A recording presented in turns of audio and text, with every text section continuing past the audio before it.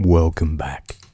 This is Your Story Corner, the podcast. A safe space designed and created specifically to help you relax and unwind, get you settled for a good night's sleep, and to remind you that you are not alone. And no matter whatever is going on in your world right now, remember, it will pass. It's going to pass. And you are going to be okay. You're gonna be okay. Here on this podcast series, we explore some of the world's most famous bedtime stories and books. And if you would like to know more about Your Story Corner, make sure to visit our website, Yourstorycorner.com. There you will find the links to all our social media channels, including TikTok, where you can join us live for a live bedtime story from 10 p.m. UK time. Now, here on the podcast series, we have touched on some of the most famous of stories that we have read on our live TikTok bedtime stories, from Winnie the Pooh to Peter Pan. But of course, when we sometimes think of bedtime stories, we often think of all those fairy tales that many of us for generations and generations have grown up with. So on this episode, we're going to talk a little bit about the origins of fairy tales, and today's chosen story is one of my personal favorites. We'll be reading The Ugly Duckling. But first, fairy tales. Well, they're told in almost every part of the world. They have the ability to inspire generations of young and old alike, yet fail to fit neatly into any one mode of storytelling. Today, most of us know these narratives through works or even film versions, animated classics brought to life by Disney and many others. But this is a far cry from where it all began. Most of the stories began and are still through oral traditions, which are still very much alive in certain cultures. Especially in rural, poorer regions, the telling of tales from village to village, from elder to younger, preserves culture and custom passed down the generations, while still enabling the storyteller to vary or embellish or adapt the tale as they fit.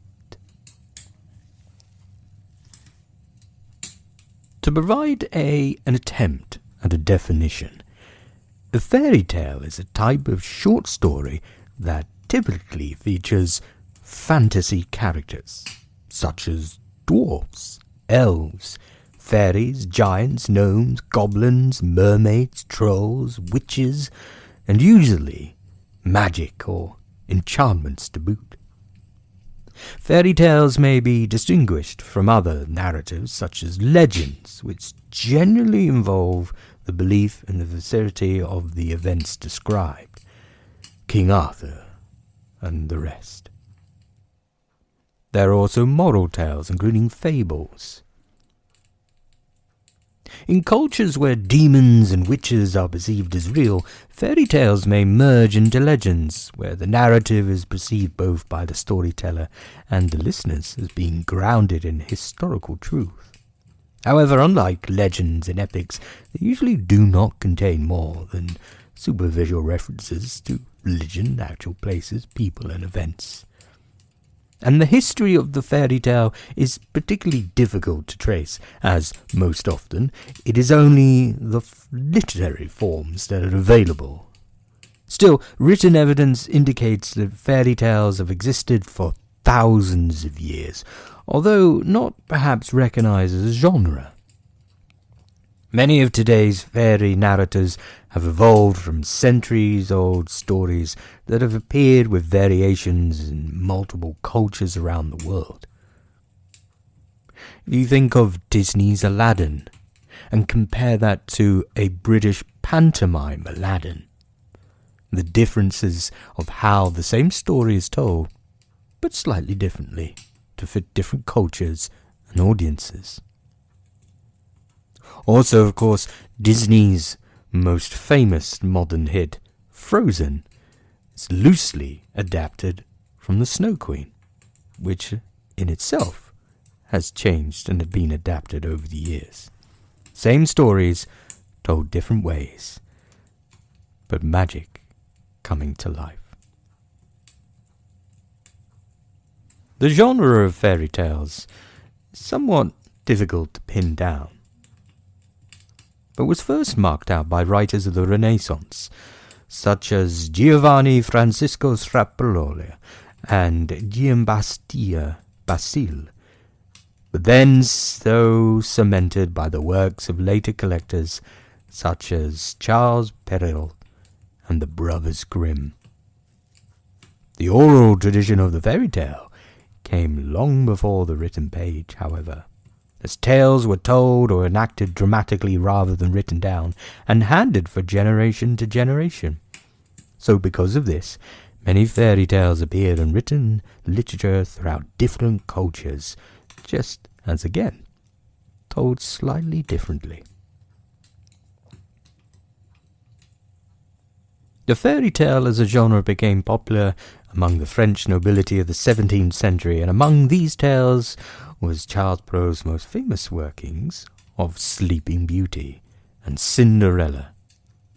The author largely laid the foundation for new variety, some of his best works including Puss in Boots and Little Red Riding Hood. The Brothers Grimm, though, became very synonymous with all storytellers of folk tales, popularizing Hansel and Gretel, Rapunzel, Rumpelstiltskin, and Snow White. This went on to inspire other collectors of stories. Most famously, of course, Hans Christian Andersen. Andersen's work sometimes drew on old folk tales, but more often deployed fairy tale motifs and plots in new stories. For instance, The Little Mermaid, The Emperor's New Clothes, and The Ugly Duckling.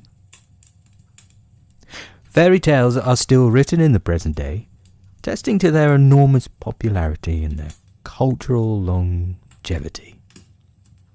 Aside from their long and diverse literary history, these stories have also been stunningly illustrated by some of the world's best artists, turned into ballets, radio plays, and of course, as I mentioned, films. The stories will also be always told wherever stories will be listened to.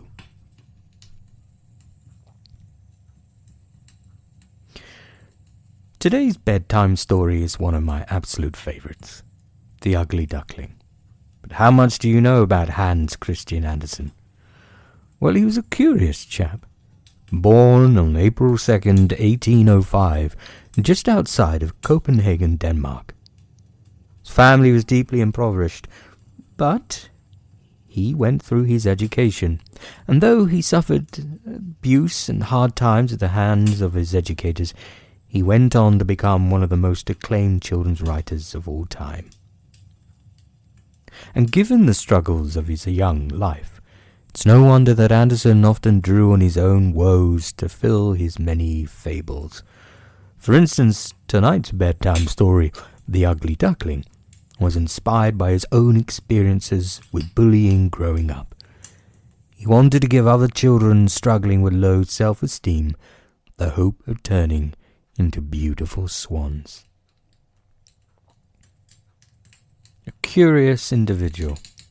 One of my favorite notes about him was that he had many phobias, and in fact he was so afraid of fires that he carried an escape rope with him when he entered tall buildings. He refused to eat ham out of fear of parasites and even avoided dogs. But his greatest fear, though, was being buried alive, the idea of which disturbed him so much that he made a note every night before bed to alert anyone who found him that he was merely sleeping. A curious man, but much beloved, and very, very passionate about his home country. He remains greatly acclaimed, especially in his homeland of Denmark.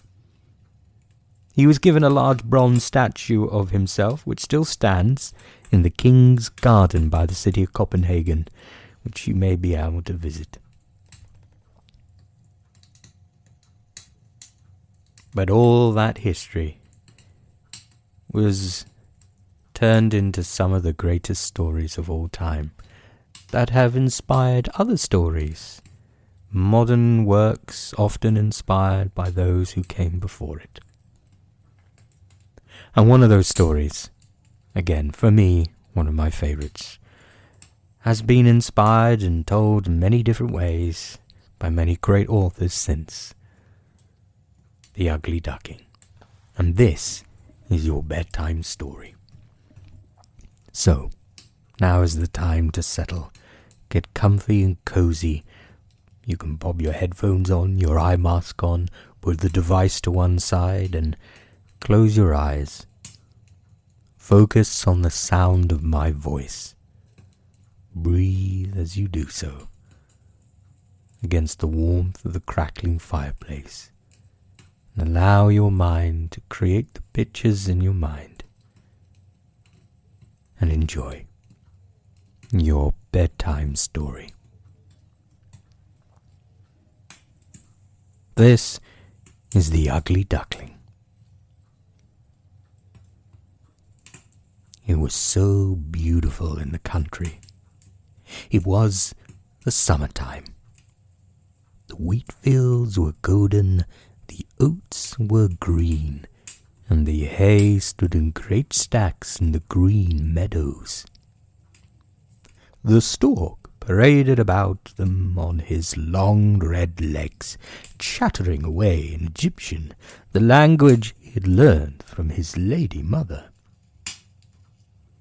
All around the meadows and cornfields grew thick woods, and in the midst of the forest was a deep lake.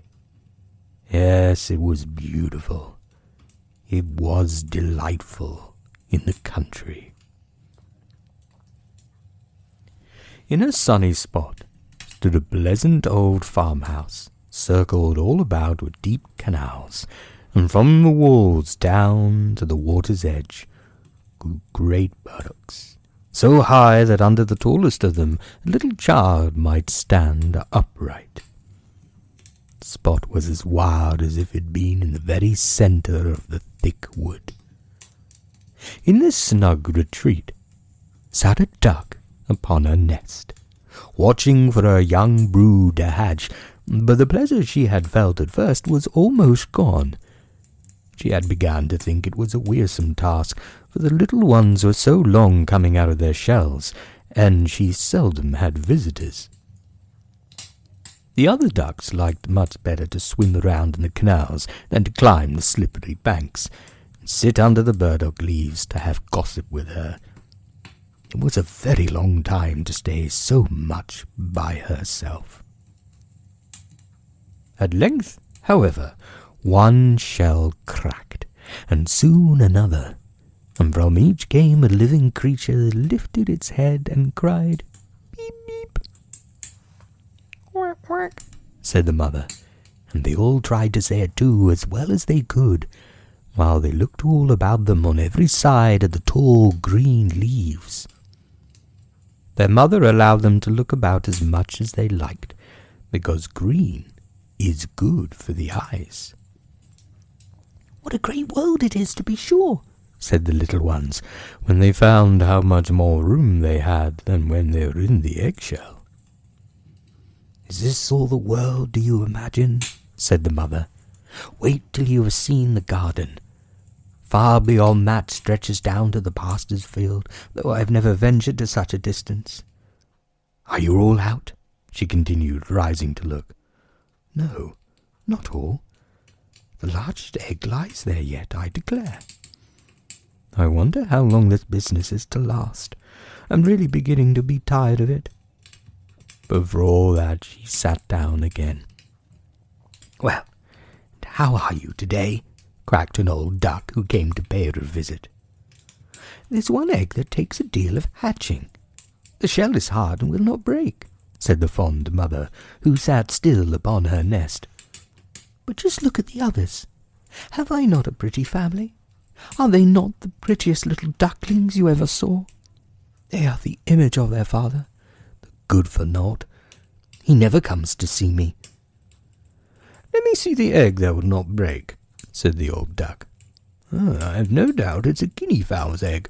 The same thing happened to me once, and a deal of trouble it gave me, for the young ones are afraid of the water. I quacked and clucked, but all to no purpose. Let me have a look at it." "Yes, I am right. It's a guinea fowl, upon my word. So take my advice, and leave it where it is. Come to the water and teach the other children to swim."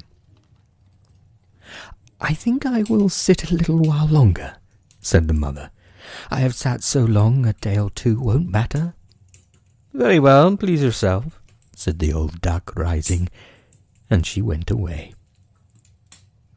At last the great egg broke, and the latest bird cried "peep, peep" as he crept forth from the shell. How big and ugly he was! The mother duck stared at him and did not know what to think. "Really," she said, "this is an enormous duckling, and it's not at all like any of the others. I wonder if he'll turn out to be a guinea fowl. Well, we shall see when we get to the water, for into the water we must go, even if I have to push him in myself." On the next day, the weather was delightful. The sun shone brightly on the green burdock leaves, and the mother duck took her whole family down to the water and jumped in with a splash. "Quack, quack!" cried she, and one after another the little ducklings jumped in. The water closed over their heads, but they came up again in an instant and swam about quite prettily, with their legs paddling under them as easily as possible. Their legs went of their own accord, and the ugly grey-coat was also in the water, swimming with them. "Oh," said the mother, "that is not a guinea fowl. See how well he uses his legs, and how he holds himself. He is my own child, and he's not so very ugly after all, if you look at him properly. Quack, quack, come with me now. I'll take you into grand society and introduce you to the farmyard. But you must keep close to me, or you may be trodden upon, and, above all, beware of the cat." When they reached the farmyard, there was a wretched riot going on. 2 families were fighting for an eel's head, which, after all, was carried off by the cat.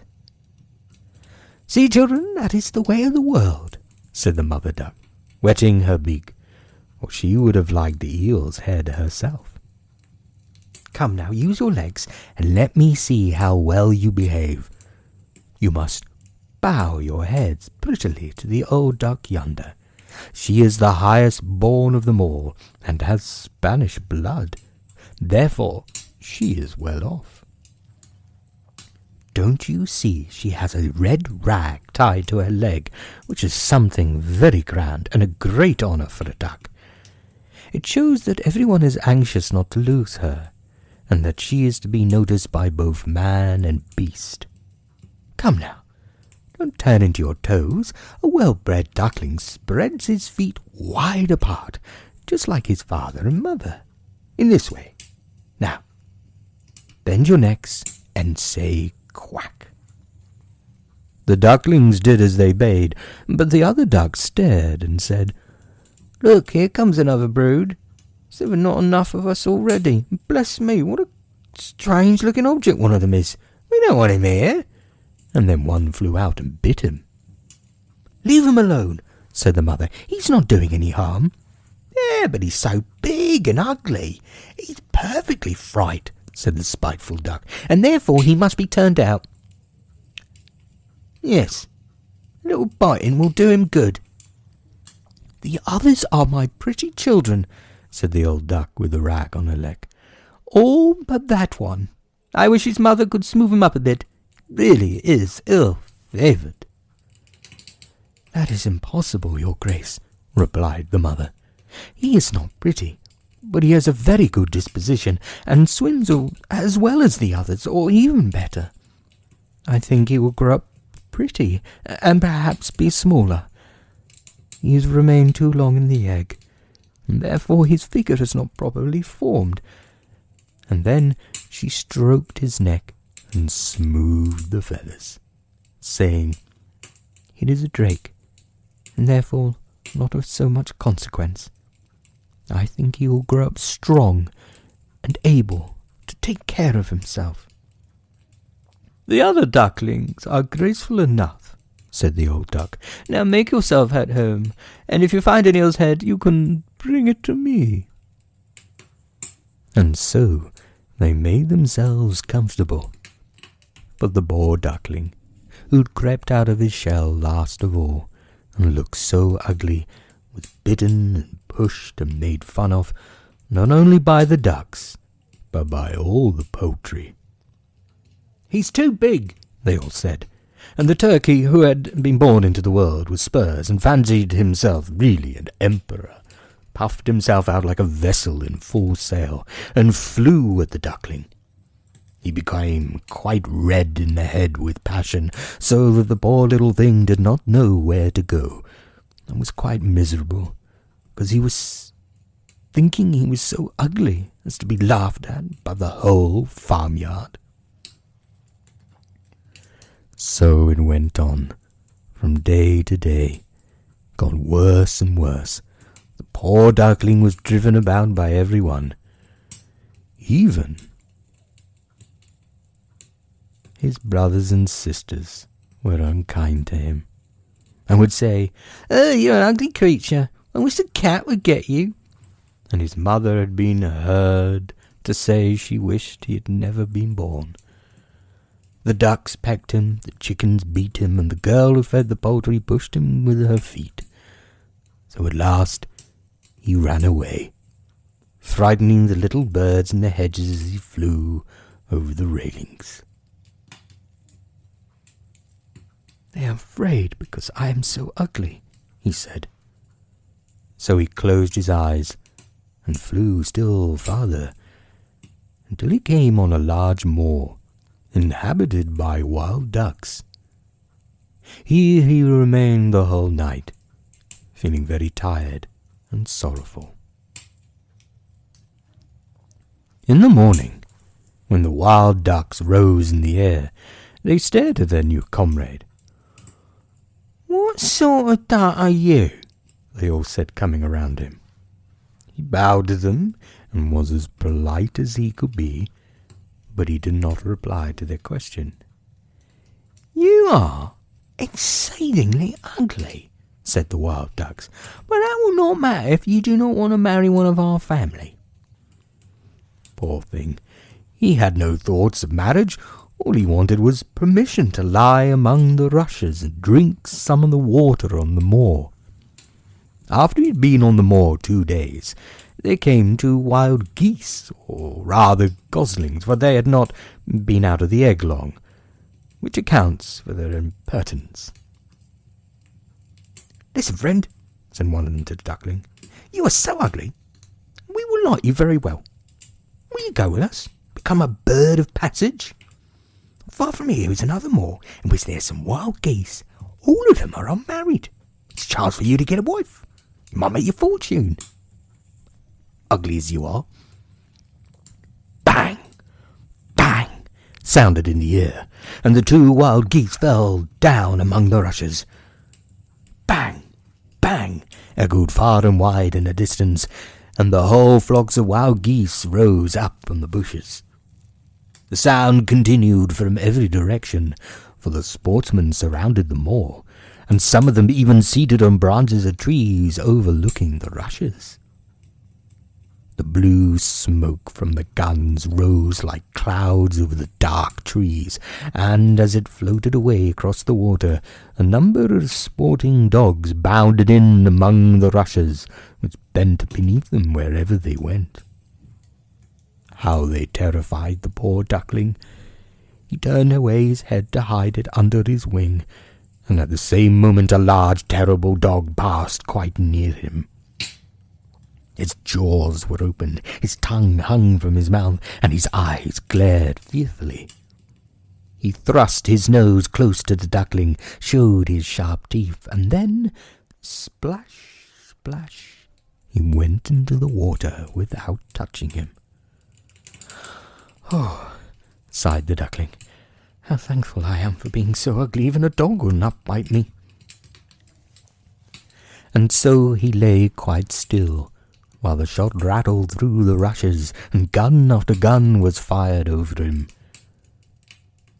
It was late in the day before all became quiet. But even then, the poor young thing did not dare to move. He waited quietly for several hours, and then, after looking carefully around him, hasted away from the moor as fast as he could. Ran over field and meadow till a storm arose, and he could hardly struggle against it.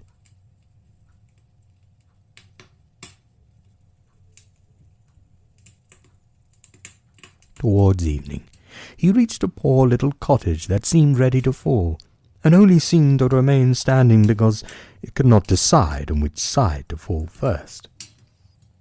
The storm continued so violent that the duckling could go no further. He sat down by the cottage, and then he noticed that the door was not quite closed, consequence of one of the hinges having given away. There was therefore a narrow opening near the bottom large enough for him to slip through, which he did very quietly, and got a shelter for the night. Here in this cottage lived a woman, a cat, and a hen. The cat, whom his mistress called my little son, was a great favourite. He could raise his back and purr, and could even throw out sparks from his fur if it was stroked the wrong way. The hen had very short legs, so she was called Chickie Shortlegs. She laid good eggs, and her mistress loved her as if she had been her own child. In the morning, the strange visitor was discovered. The cat began to purr and the hen to cluck. "What is that noise all about?" said the old woman, looking around the room. But her sight was not very good. Therefore, when she saw the duckling, she thought it must have been a fat duck that had strayed from home. "Oh, what a prize!" she exclaimed. "I hope it's not a drake, for then I shall have some duck's eggs. I must wait and see." So the duckling was allowed to remain on trial for 3 weeks, but there were no eggs. Now the cat was the master of the house, and the hen was the mistress, and they always said, "We are and the world," for they believed themselves to be half the world, and by far the better half too. The duckling thought that the others might hold a different opinion on the subject, but the hen would not listen to such doubts. "Can you lay eggs?" she asked. "No." "Then have the goodness to cease talking. Can you raise your back, or purr, or throw out sparks?" said the cat. "No." "Then you have no right to express an opinion when sensible people are speaking." So the duckling sat in the corner, feeling very low-spirited. But when the sunshine and the fresh air came into the room through the open door, he began to feel a great longing for a swim on the water, that he could not help speaking of it. "What an absurd idea," said the hen. "You have nothing else to do, therefore you have foolish fancies. If you could purr or lay eggs, that would pass away." "But it is so delightful to swim about on the water," said the duckling, "and so refreshing to feel it so close over your head when you dive down to the bottom." "Delightful indeed! Must be a strange sort of pleasure," said the hen. "Why, you must be crazy," asked the cat. "He's the cleverest animal I know. Ask him how he would like to swim about on the water, or to dive under it, for I will not speak of my own opinion. Ask our mistress, the old woman.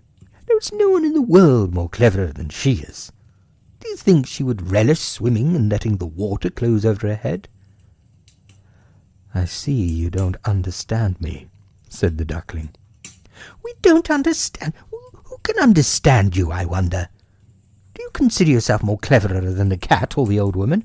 I will say nothing of myself. Don't imagine such nonsense, child, and thank your good fortune that you have been so well deceived here. Are you not in a warm room, and in a society from which you may learn something? You are a chatterer, and your company is not very agreeable. Believe me, I only speak for your good. I may tell you unpleasant truths, but that is the proof of my friendship. I advise you, therefore, to lay eggs and learn to purr as quickly as possible." "I believe I must go out into the wild again," said the duckling. "Oh, yes, do," said the hen. So the duckling left the cottage, and soon found water in which he could swim and dive. But he was avoided by all other animals because of his ugly appearance. Autumn came, and the leaves in the forest turned to orange and gold. Then, as winter approached, the wind caught them as they fell, and whirled them into the cold air. The clouds, heavy with rain and snowflakes, hung low in the sky, and the raven stood on the ferns, crying, "Croak, croak." It made one shiver with a cold to look at him. All this was very sad for the poor little duckling. One evening, just as the sun was setting amid radiant clouds, came a large flock of beautiful birds out of the bushes. The duckling had never seen any like of them before. They were swans, and they curved their graceful necks while their soft plumage shone with dazzling whiteness. They uttered a singular cry as they spread their glorious wings and flew away from those cold regions to warmer countries across the sea. They mounted higher and higher in the air, and the ugly little duckling had a strange sensation as he watched them. He whirled himself in the water like a wheel, stretched out his neck towards them, and uttered a cry so strange that he even frightened himself. Could he ever forget those beautiful, happy birds? And when at last they were out of his sight, he dived under the water and rose again, almost beside himself with excitement. He knew not the names of these birds, nor where they had flown, but he felt towards them as he had never felt towards any other bird in the world. He was not envious of these beautiful creatures. It never occurred to him to wish to be as lovely as they. Poor ugly creature, how gladly he would have lived even with the ducks had they only treated him kindly and given him encouragement. The winter grew colder and colder. He was obliged to swim about on the water to keep it from freezing, but every night the space in which he swam became smaller and smaller. At length it froze so hard that the ice in the water crackled as he moved, and the duckling had to paddle with his legs as well as he could to keep the space from closing up. He became exhausted at last, lay still and helpless, frozen fast in the ice. Early in the morning, a pheasant who was passing by saw what had happened. He broke the ice in pieces with his wooden shoe and carried the duckling home to his wife. The warmth revived the poor little creature. When the children wanted to play with him, the duckling thought they would do to him some harm, so he started up in terror, fluttering into the milk pan, splashed the milk about the room. And then the woman clapped her hands, which frightened him still more. He flew first into a butter cask, and then into a meal tub, and out again. What a condition he was in! The woman screamed and struck him about with tongs. The children laughed and screamed and tumbled over each other in their efforts to catch him, but luckily he escaped. The door stood open. The poor creature could just manage to slip out among the bushes and lie down quite exhausted in the newly fallen snow. It would be very sad were I to relate all the misery which the poor little duckling endured during the hard winter. But when it had passed, he found himself lying one morning in a moor amongst the rushes. He felt the warm sun shining, and heard the larks singing, and saw all around was beautiful spring. Then the young bird felt that his wings were strong, as he flapped them against his sides and rose high into the air. They bore him onwards until he found himself in a large garden, before he well knew how it had happened. The apple trees were in full blossom, and the fragrant elders bent their long green branches down to the stream which wound round a smooth lawn.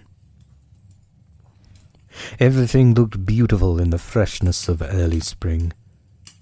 From a thicket close by, 3 beautiful white swans, rustling their feathers and swimming lightly over the smooth water. The duckling saw these lovely birds and felt more strangely unhappy than ever. "I will fly to these royal birds," he exclaimed, "and they will hurt me because, ugly as I am, I dare to approach them. But it does not matter. Better than being pecked by ducks, beaten by hens, pushed about by the maiden who feeds the poultry, or starved with hunger in the winter." Then he flew to the water and swam towards the beautiful swans. The moment they espied the stranger, they rushed to meet him with outstretched wings. "Do what you will," said the poor bird, and he bent his head down to the surface of the water and awaited his fate. But what did he see in the clear stream below?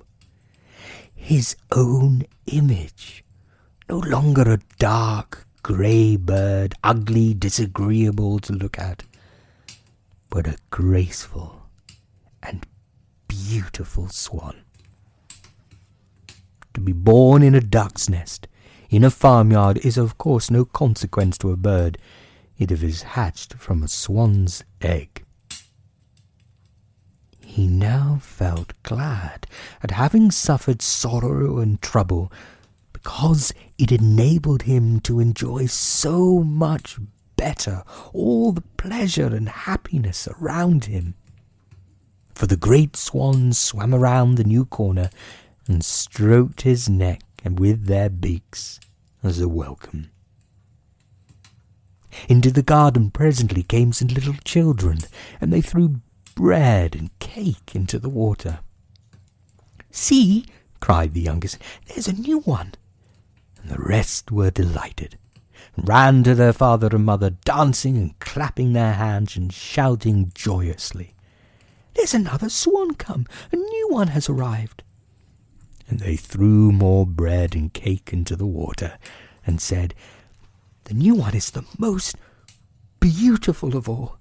He's so young and pretty." And the old swans bowed their heads before him.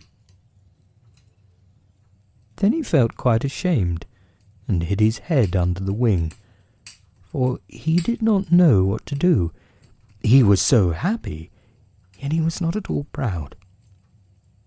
He had been persecuted and despised for his ugliness, and now he heard them say he was the most beautiful of all the birds. Even the elder tree bent down its boughs into the water before him, and the sun shone warm and bright. Then he rustled his feathers, curved his slender neck, and cried joyfully from the depths of his heart, I never dreamed of such happiness as this, while I was the most despised, ugly duckling.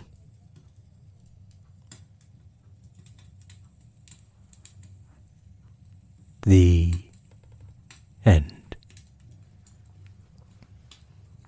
And that, of course, was The Ugly Duckling by Hans Christian Andersen. Still as moving as ever, and told many ways since, but that's the original. Lots to take away from that, but hopefully it's helped you relax and unwind and smile, ready for a good night's sleep. So tuck yourself in. Think of what happened to that little duckling who, no matter what, as we always say here, it passed, and he was okay and beautiful, like all of us. Thank you for listening. Join us again soon for another podcast. This has been Your Story Corner. And until next time, sleep well. Good night.